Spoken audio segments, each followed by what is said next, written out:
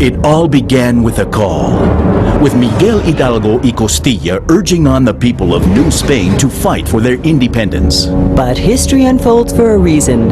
Several events in Europe and America lead up to Father Hidalgo's call. The winds of freedom are sweeping through the world. A war of independence is being fought in the United States to free itself of England, and the French Revolution seeks to cast off the tyranny of the king. These wars reaffirm the right of all people to fight for their freedom, for equality, and the right to elect their own governments. In 1808, Napoleon Bonaparte invades Spain and takes Charles IV and King Ferdinand VII as prisoners. This unleashes a war against the French and brings instability to the Spanish colonies. At this time, New Spain is the Spanish Empire's most prosperous territory, but its wealth benefits the Spanish crown more than it benefits the colony itself, which angers those who live there. Several clandestine groups form to begin the independence movement. One of these conspiracies sets off the war.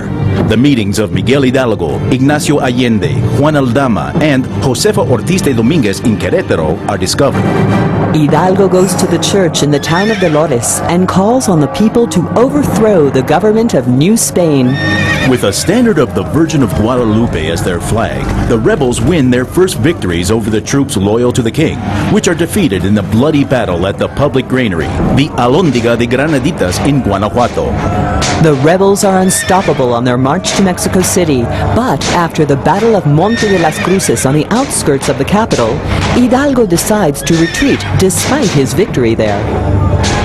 The independence forces occupy Guadalajara. There, they try to organize a government. They start a newspaper, El Despertador Americano, and they proclaim the abolition of slavery. But royalist forces under the command of Felix Maria Calleja follow in close pursuit.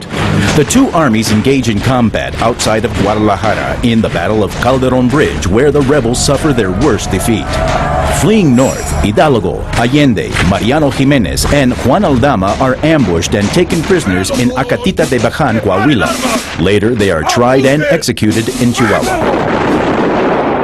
After the death of Hidalgo, another parish priest takes command, José María Morelos y Pavón.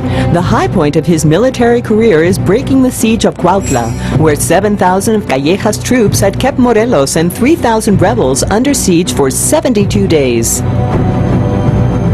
In addition to his military genius, Morelos is a visionary who seeks to provide the new country with a political organization. He assembles the Congress of Anáhuac and reads there a document entitled Sentiments of the Nation.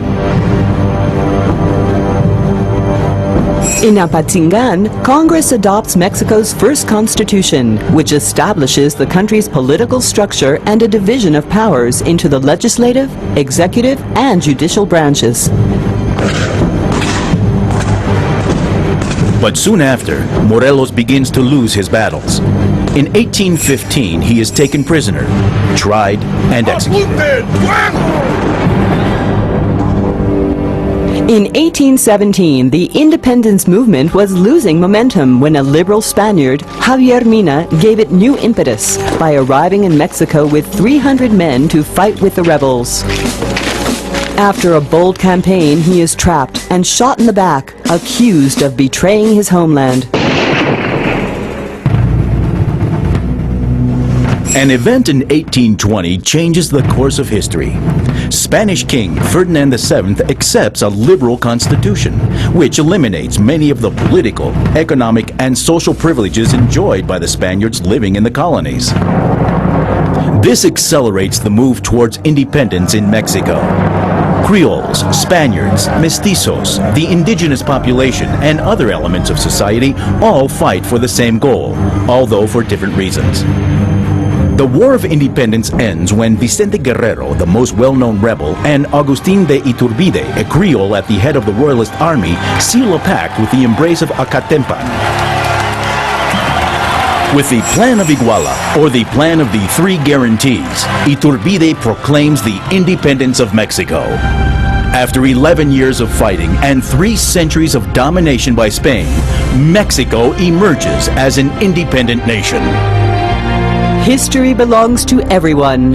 Bicentennial of Independence, Centennial of the Mexican Revolution, the Mexican government.